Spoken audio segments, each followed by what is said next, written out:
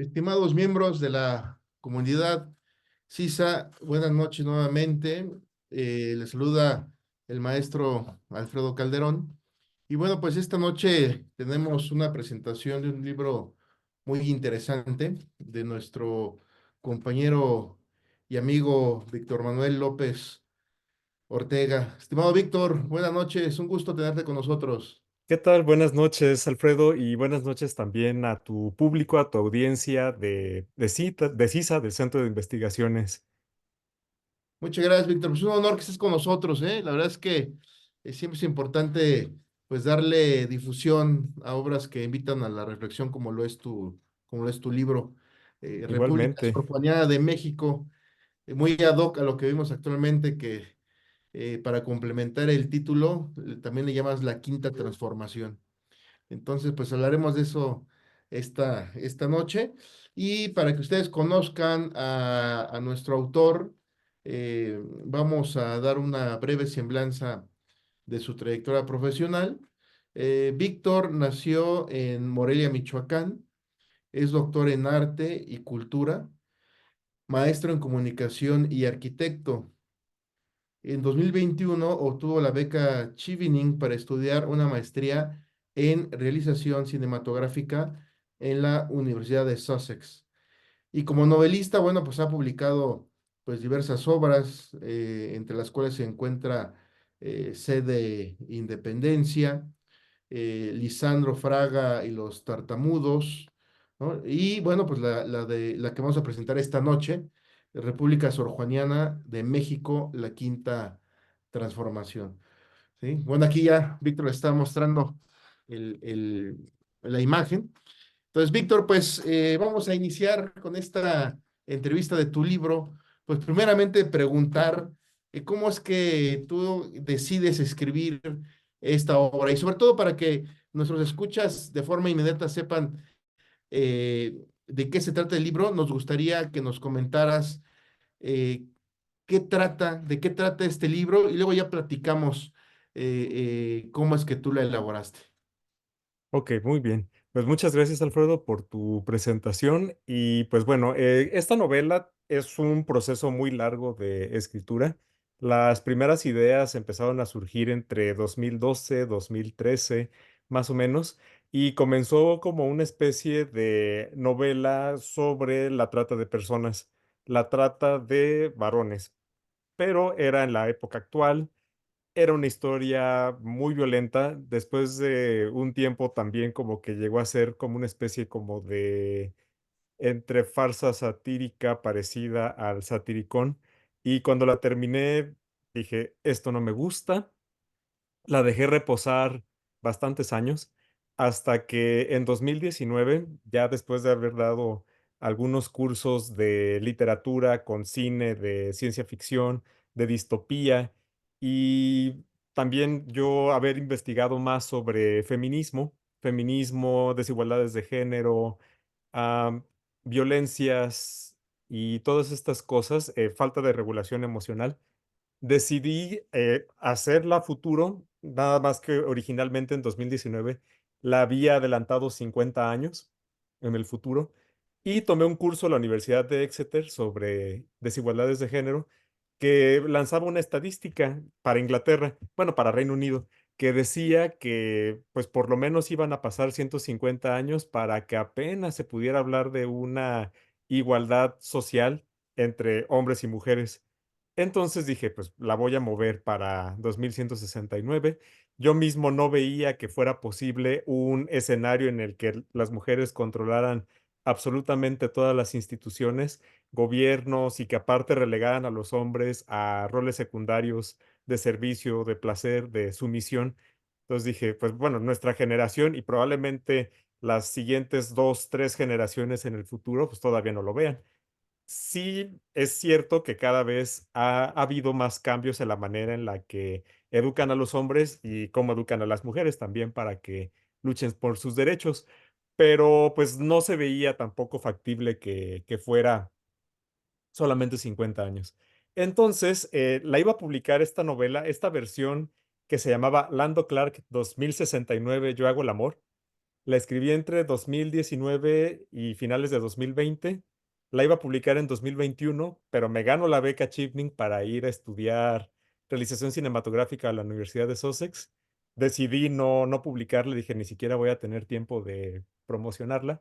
Y ya a mi regreso, 2022, bueno, finales de 2022 y primer semestre de 2023, me dediqué a darle una última edición, a todavía hacer algunos cambios, algunas cosas que aprendí estando allá en Inglaterra y que además seguía haciendo estancia postdoctoral sobre estos temas. Entonces, pues primero decir, sí la quiero publicar, el mensaje, así como lo tengo, es de mi agrado, está bien, es un mensaje que quiero comunicar a la sociedad, al mundo, a nuestro país. Y pues es un producto del cual me sentiré orgulloso y que además podré defender y presentar sin miedo o sin pena o sin cualquier otra sensación, porque muchas veces también me decían, oye, ¿y si te vas a atrever a publicarlo? ¿No tienes miedo a todos los ataques y críticas? Pues afortunadamente las he librado, me ha ido bastante bien con con las presentaciones y lo que sí ha habido es debates muy interesantes. De hecho, pues, tú fuiste testigo de de la presentación que hubo en la Embajada Británica. Fue muy interesante el diálogo que sostuvimos entre las y los asistentes a esa presentación. Y hubo comentarios pues, de todo tipo y desde los diferentes perfiles de los participantes. Y pues muy interesante. ¿Por qué decides dentro del contenido, pues se habla que se relega a los post masculinos, ¿no? A roles Ujú. de servicio, ¿no? Por qué tratar esa parte como, ¿por qué mostrar en tu obra, hablando de un tema de género, por qué mostrar una disminución en la participación del hombre en la toma de decisiones? O sea, Bueno, porque esa parte, ¿cómo es que encamina la idea que tienes en tu libro? ujú, pues fue un proceso también interesante porque precisamente para marcar estas cuestiones de distopía y ya yo había notado que había ciertas cosas que eran muy incongruentes con nuestro trato entre hombres y mujeres, de decir, por ejemplo, no le hables así a la mujer o no le des estas responsabilidades a una mujer. Como que de repente sí había en ese tipo de formaciones y yo desde el principio las cuestionaba, era decir, bueno, ¿por qué si veo que son perfectamente capaces de hacer y de dedicarse exactamente a lo mismo que un hombre y viceversa? ¿Por qué hay cosas que solamente son exclusivas de mujeres que solamente las pueden hacer hombres? Entonces, consideré que si hubiera hecho las cosas tal y como ocurren en la actualidad, estas luchas feministas y estas luchas también masculinistas, de nuevas masculinidades, si lo denunciaba tal cual, como que el mensaje iba a seguir siendo normalizado e invisible. Entonces decidí darle toda la vuelta y decir, no, ahora son los hombres los que están relegados a roles de servicio y placer. Y además me amparé de que hay novelas y series como la del cuento de la criada, que eso es lo que nos muestran, que están inspiradas en este pasaje bíblico de las hijas de Lot y de cómo es este patriarca que tiene sometidas a mujeres, tiene relaciones sexuales con todas, las tiene sometidas y encerradas en su casa y la ley pues obviamente no está tampoco de su lado.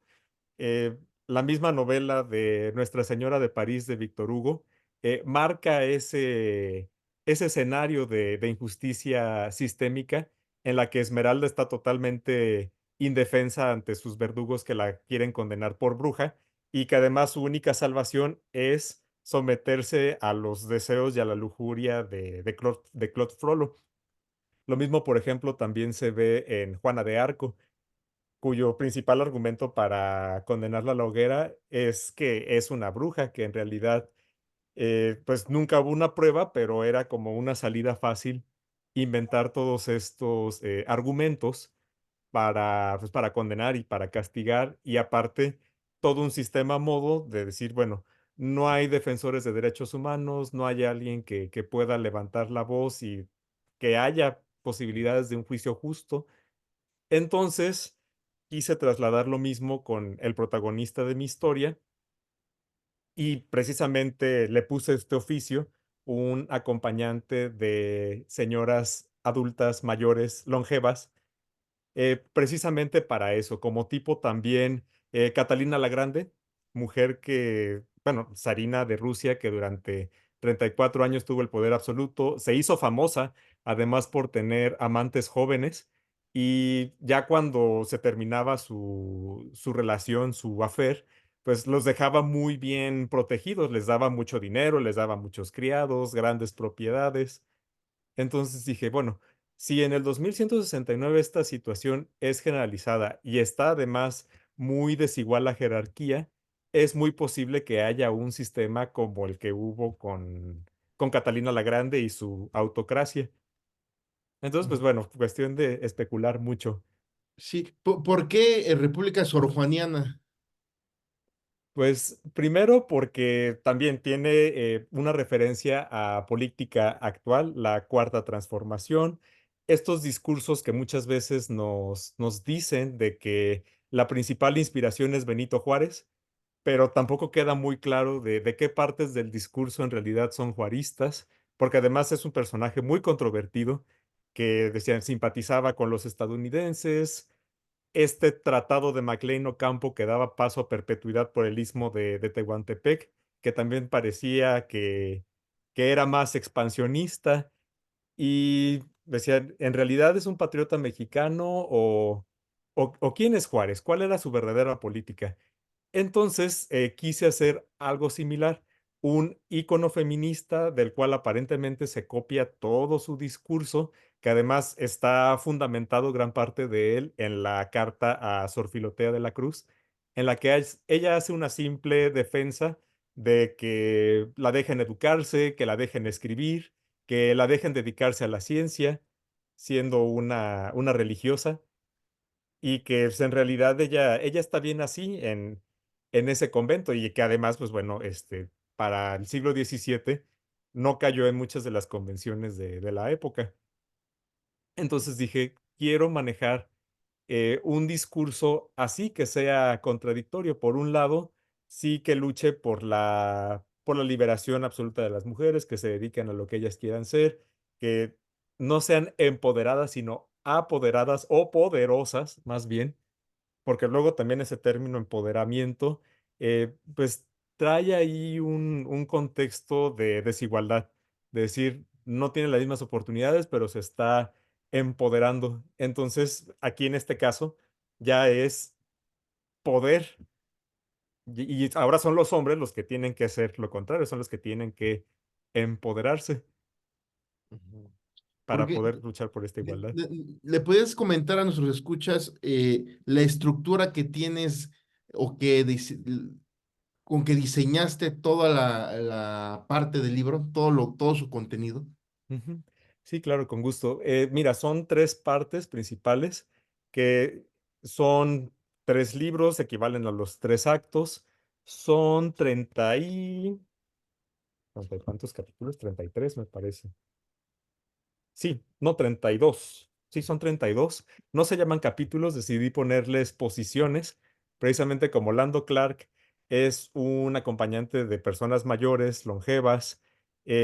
Hay una academia de artes amatorias en la cual él aprendió todo lo que necesitaba para ser un gran amante, que es Hombres Necios Incorporated, y la competencia que es Primero Sueño Company, que también son alusiones directas a Sor Juana Inés de la Cruz, el principal poema o el más conocido de Sor Juana, con uno de los libros también de poesía que ella escribe. Y pues bueno, las referencias son posiciones por el Kama Sutra, aunque en realidad no vas a encontrar descrita ninguna posición, simplemente es un juego y cada parte, que son estos libros, se llaman jardines, que es en alusión al Jardín Perfumado, que es otro libro clásico de erotismo. Entonces es jardín primero, jardín segundo, jardín tercero. Jardín primero tiene 10 posiciones, que son capítulos. Jardín segundo, otras 10. Y jardín tercero, 12. Muy interesante. Ahora, veo también que en parte de la portada del libro tiene que ver con la quinta transformación, ¿no? Y Ujú. esa quinta transformación de lo que alcanzo a apreciar, así como lo estás mostrando, eh, esa quinta transformación invita a reflexionar para que exista igualdad entre hombres y mujeres, o tú proyectas un futuro donde esta parte de el empoderamiento de la mujer va a estar sobre encima de los derechos del hombre. La novela comienza completamente al revés, en el que el poder de las mujeres está totalmente por encima de los hombres. ¿Cuál es el argumento? Que durante mucho tiempo los hombres ignoraron las quejas, las denuncias de las mujeres, estaban acabando con el planeta, la tasa de homicidios y de feminicidios estaba súper a la alza, violencia muy generalizada, también perpetrada en su mayoría por hombres. Y poco a poco ellas pudieron ir dándole la vuelta de tuerca a esta situación hasta que se apoderaron absolutamente de todo y los hombres terminaron convenciéndose de que efectivamente las mujeres podían hacerlo mejor, pero no desaparecieron los discursos de odio, eh, no desapareció tampoco, digamos que estas desigualdades, los abusos, las jerarquías. Entonces, pues terminaron convirtiéndose en lo mismo que criticaban. Y muchas veces, sin importar el género, ese es un riesgo que se tiene en los gobiernos. Si es un gobierno jerárquico, si es un gobierno de dominantes y dominados, de amos y esclavos. Entonces, sí, es un telón de fondo que al final va a verse muy cuestionado por diferentes manifestaciones, por cuestiones mediáticas, por una defensa precisamente de derechos humanos, y es lo que va a desembocar en una necesidad de que haya una igualdad sustantiva y real. Ya se tuvo este esquema patriarcal, abiertamente patriarcal y machista. Ya se tuvo ahora este otro esquema aparentemente más equitativo, justo y que tampoco funcionó. Entonces es como de ya los hombres y las mujeres no somos enemigos. No es que los hombres sean los culpables del patriarcado y el machismo, o sea, los hombres no son los únicos culpables, sino que en realidad es una cuestión cultural y de educación, que mientras que nos enseñen a tratar de aprovecharnos del otro o de tratar de imponerle nuestra voluntad al otro, de manipularlo, de sojuzgarlo o sojuzgarla, pues siempre va a haber estas inconformidades, estos descontentos sociales de gente y son temas sumamente complejos porque podemos transportarlo a muchas dimensiones sociales, a la repartición de la riqueza, a las clases sociales, a las diferentes etnicidades de las personas, que luego eso también lo vemos en la realidad, que nos pone y que pone a las personas muchas trabas, las diferencias, la exclusión, la discriminación. Ujú. Creo que actualmente nuestro país vive una situación muy particular, bueno, o vamos a vivir una situación muy particular porque vamos a tener a la primera presidenta, Ujú. eh, gane quien gane, ¿verdad? Porque son Sí, mujeres hasta el día de hoy las contendientes más fuertes. pues hasta el día de Eh, ayer el de Movimiento Ciudadano, pero sí, o sea, prácticamente es una elección de dos. sí, entonces, ¿tú crees que lo que tú planteas en tu libro eh, pudiera acontecer en años venideros, en donde eh, se establezca una visión de poder, no de empoderamiento como tú comentabas, ¿no? Sino de poder del género femenino sobre el masculino? Pues yo no lo veo factible, yo más bien veo que desde ahora sí va a seguir habiendo avances de igualdad. Es muy positivo, yo lo veo muy positivo que tengamos por primera vez una mujer presidenta en nuestro país. Y pues no creo que todos los gabinetes sean integrados por mujeres. La misma estructura política, no solamente de México, sino de todas las partes del mundo, sigue siendo predominante de hombres. Lo que sí se espera es que haya una participación más real, más sustancial, más, ¿cómo se puede decir? Con mayor autodeterminación que solamente estar juntando cuotas de igualdad, que muchas veces es como de, la pongo para poder competir y que los institutos electorales no me pongan trabas. Aunque luego a veces sí pareciera que hay un poder de facto que está detrás que son los que siguen dictando las reglas y que son hombres.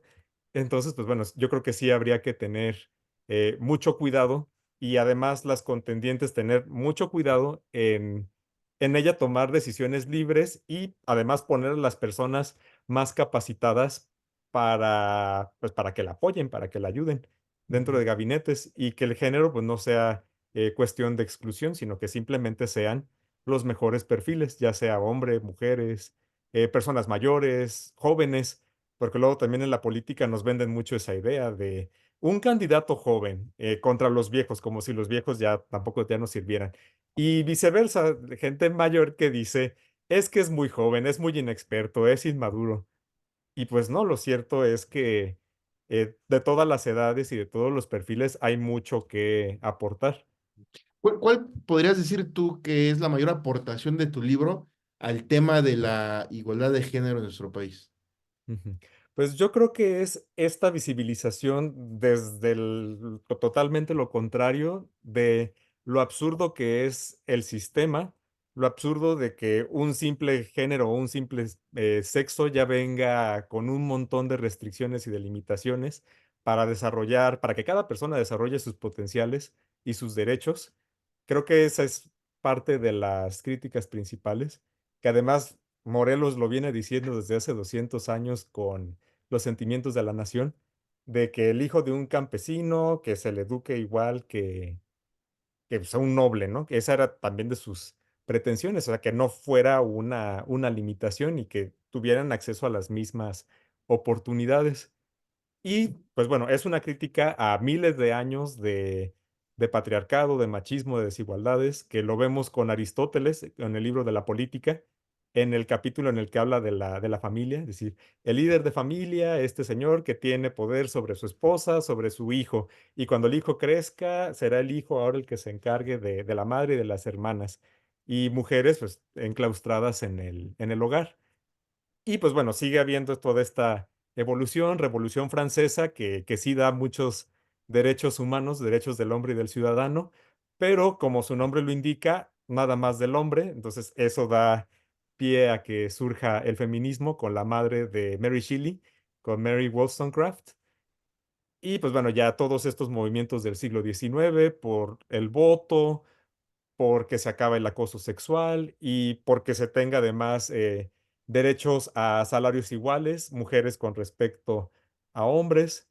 Entonces, todas estas cuestiones las critico, las pongo en tela de juicio desde la inversa, pero también prevengo de que no es la solución que las mujeres hagan exactamente lo mismo que de lo que se quejan que les pasó a los hombres, sino que juntos como sociedad tenemos que encontrar maneras y crear mecanismos para que haya una igualdad más absoluta en todos los ámbitos. Perfecto, muy interesante. Bueno, pues de acuerdo a lo que ahorita has comentado, pues todos estos aspectos también impactan al tema del Estado de Derecho, ¿no? Y a la Ujú, democracia, ¿verdad? Tenemos una pregunta aquí de una compañera en Facebook, Norabel Orozco, nos pregunta si en tu libro también analizas el tema de las cuotas de género y qué opinas sobre ese aspecto. ujú. Mira, en el libro no lo analizo, no analizo cuotas de género porque aquí es 100% mujeres, pero yo creo que eso de las cuotas de género por disposición legal está bien, de manera que sí haya una, pues una equidad en quienes ocupan los puestos públicos y eso también debería trasladarse a, pues, a otras empresas.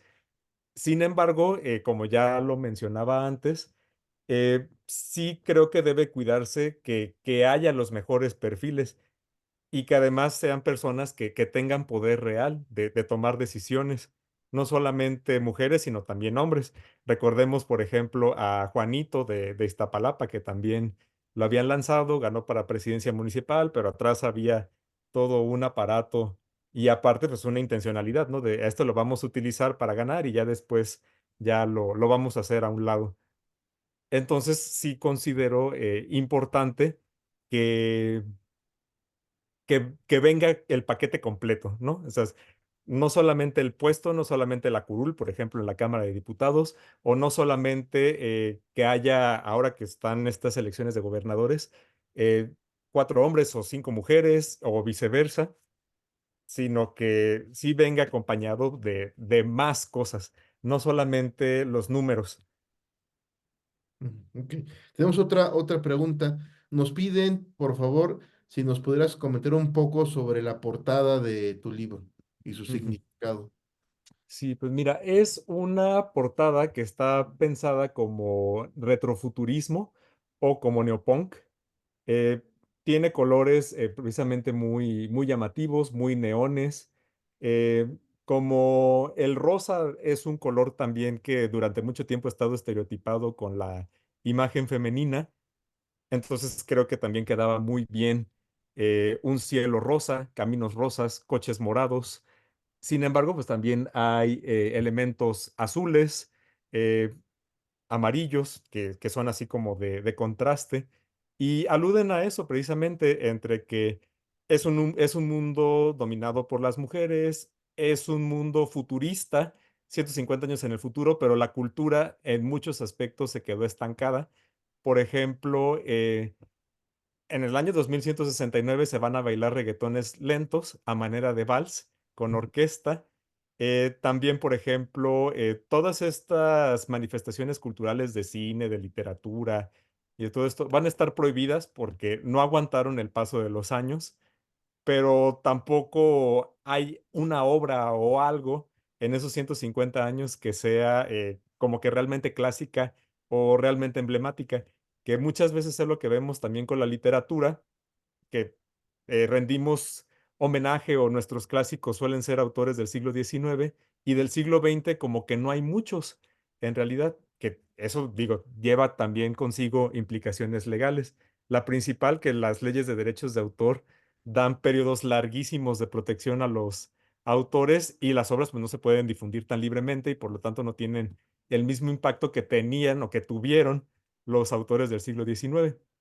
Ujú, Pero digamos que todas esas cosas van a marcar precisamente como este atraso cultural o esta como falta de imaginación. Y por otro lado, también hago una crítica a las secuelas, a los spin-offs, a reversionar clásicos de cine o de literatura, pero ahora protagonizados totalmente por mujeres, pero en realidad no cambia el contexto, no cambia el esquema patriarcal. Simplemente tratan de cambiar el género sin atreverse a buscar historias realmente novedosas que estén escritas, además desde esa visión o ese punto de vista, que es lo que le está pasando a los grandes estudios como Disney, Warner, Universal, Paramount. ujú. ¿Por qué debemos de leer tu obra? Pues bueno, hay muchas razones. La primera, porque es entretenimiento. Es una novela que aborda temas de actualidad, sin embargo, está hecha para entretener. Es una sátira y la sátira me salió de manera muy natural porque el sistema que vivimos ahora es absurdo, como por ejemplo esta cosificación de la mujer que ahora está a la inversa, la pretensión de que los hombres jóvenes ahora deben buscar a una mujer como esposa para que les garantice el futuro, para poder tener sus diversiones o para ya dejar sus empleos que son como tipo tapadera, digamos, porque son hijos, por ejemplo, de mujeres muy pudientes que trabajan o muy ricas, pero para que no se diga que sus hijos no hacen nada pues bueno, se dedican a oficios o a cuestiones así que pues son como muy banales, por decirlo de cierta manera. Y pues lo mismo que las aspiraciones pues son muy, muy limitadas.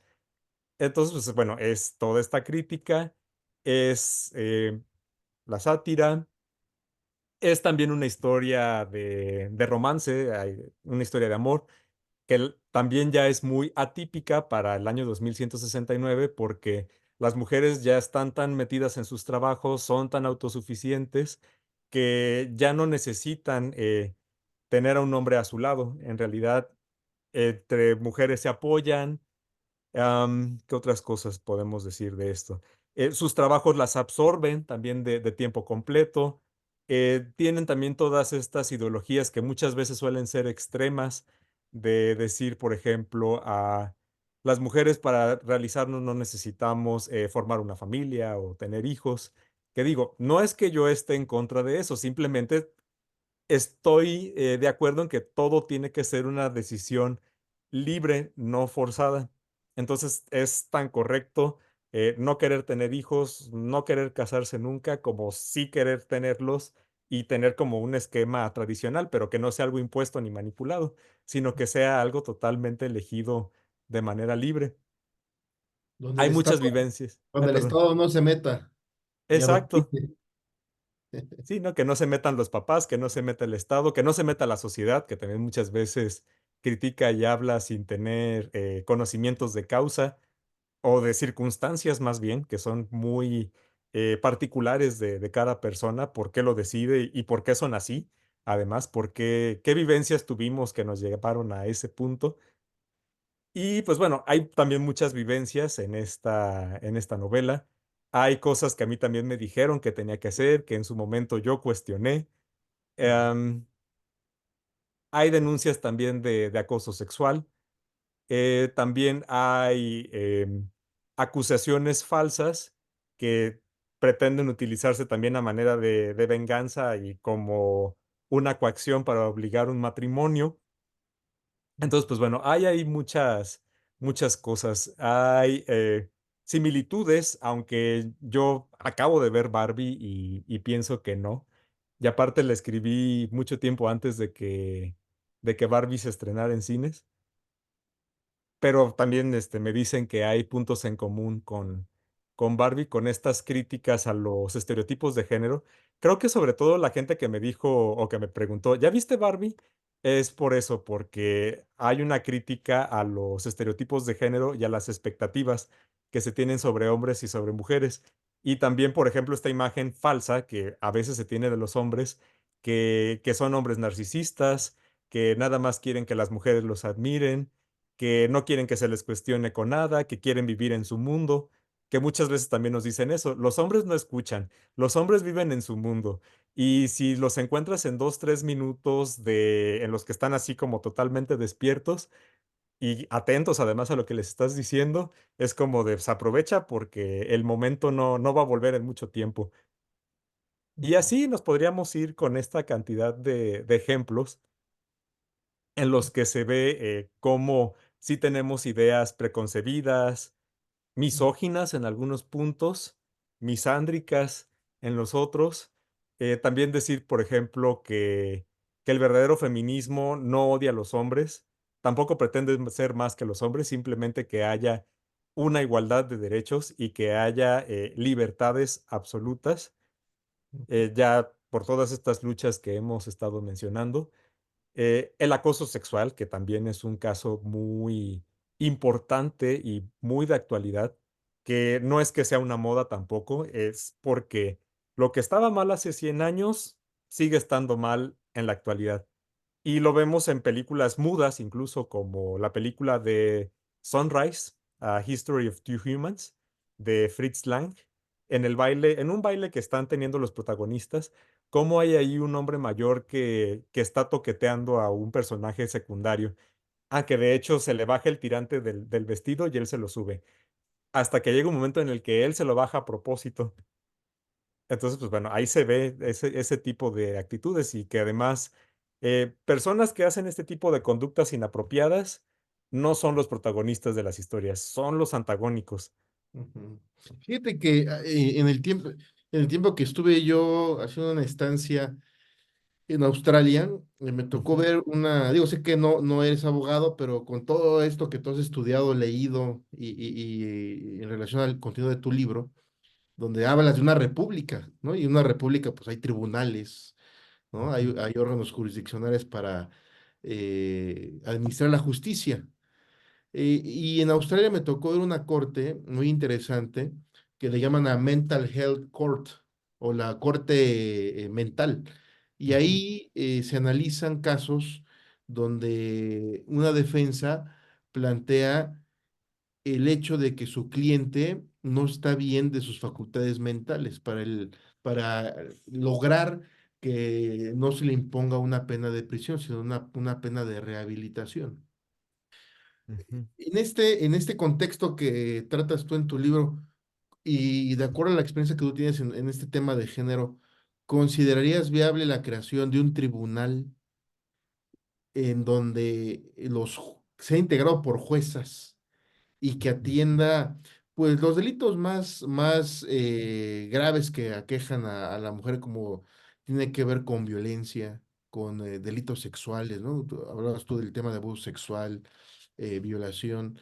¿Tú crees que eso abonaría a esta realidad que estamos viviendo actualmente? O bien eh, tienen que ser tribunales como los que tenemos actualmente, ¿no? Donde puede ser un juez o una jueza sin que exista un tribunal especial para la mujer. ¿Qué opinas al respecto? Pues mira, parte de esta situación la manejo en la novela.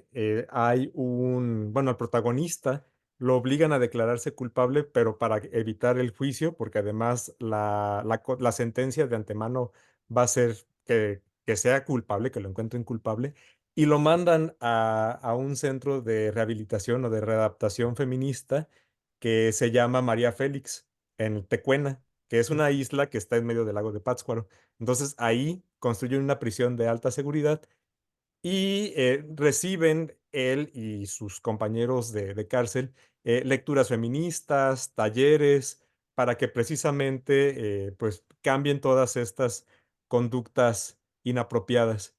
Y muchas veces, pues bueno, es también una crítica a la impunidad, a veces cómo se fabrican los delitos, cómo se fabrican las pruebas, como a veces también personas poderosas ya de entrada, pues ahí presionan para que a esa persona, ya sea que o no tenga un juicio o quede en prisión preventiva por años, o que si tiene el juicio, pues ya esté a modo, o sea, que de manera que la condena pues ya esté ya clara y que sea nada más como un acto protocolario el juicio.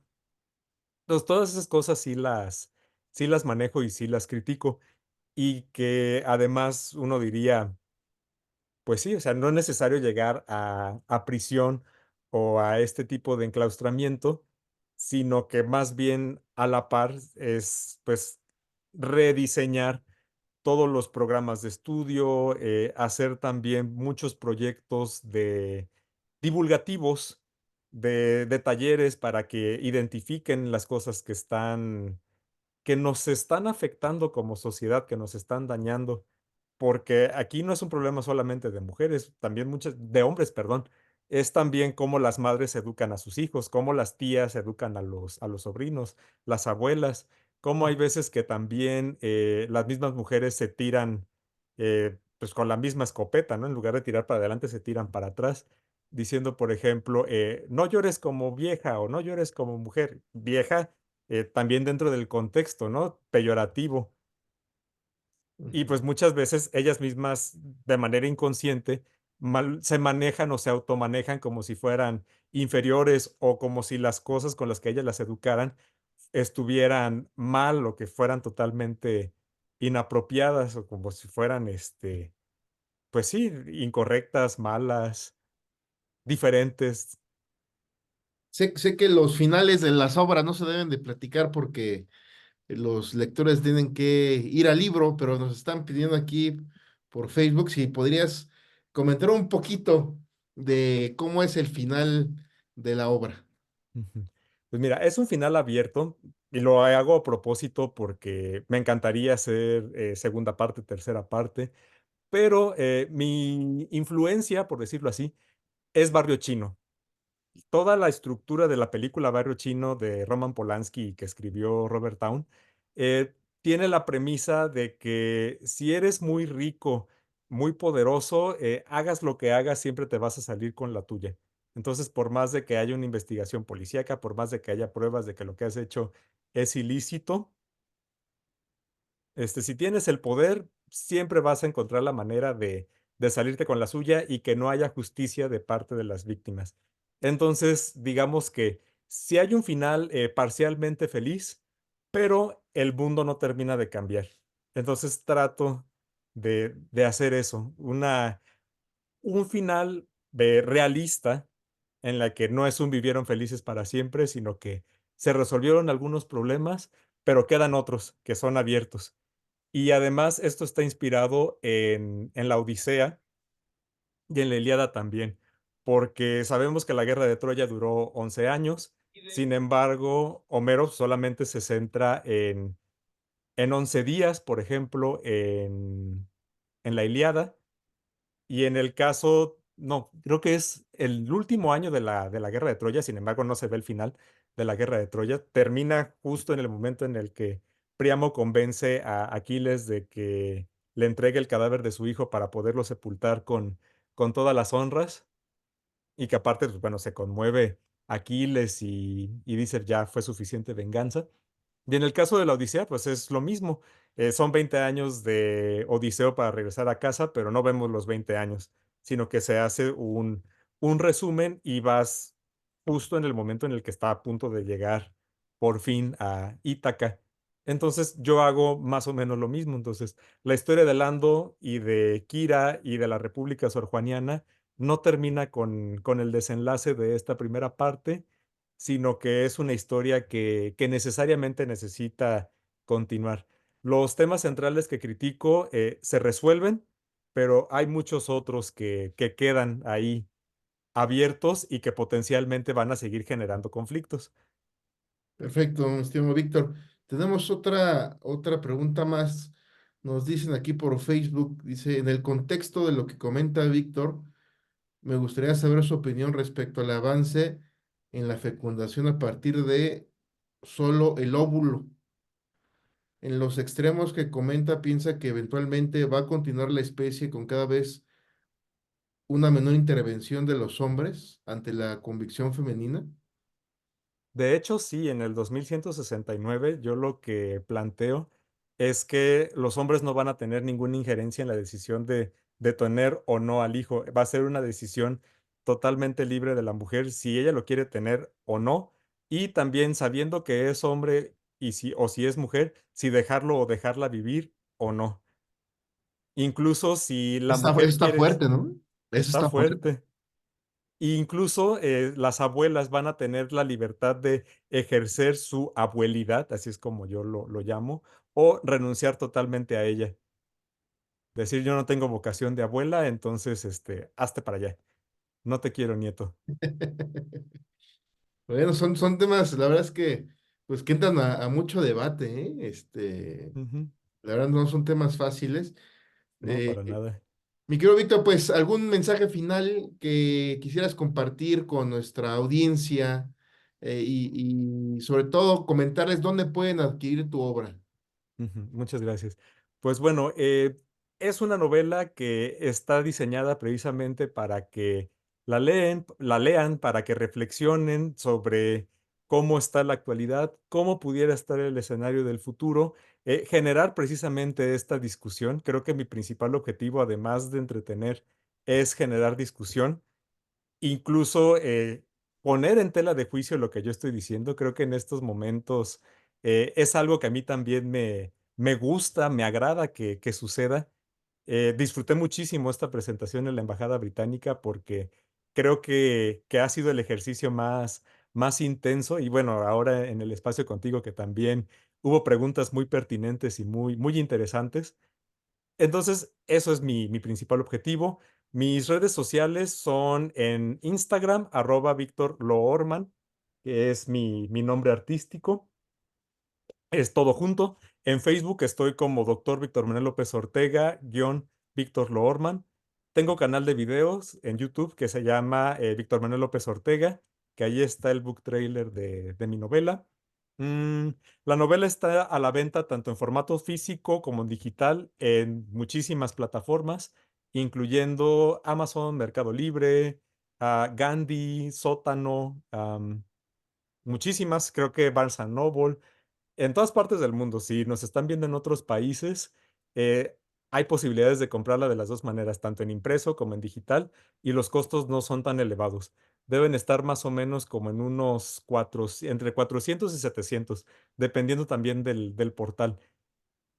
Y en Amazon, que es el sitio en donde lo he visto más económico, 406. Si es conmigo, pues bueno, está en 300, pero igual y algo se puede hacer. Me pueden contactar y puedo ver la manera de dedicárselas y de enviárselas por correo postal. Ah, Y perfecto. Eso llega está como en 10 días. muy bien. Para que te puedan pedir a ti directo los libros, ¿a qué red social se pueden poner en contacto contigo? Yo creo que la más sencilla es Instagram, @Víctor Loorman, todo con minúscula. Perfecto, muy bien.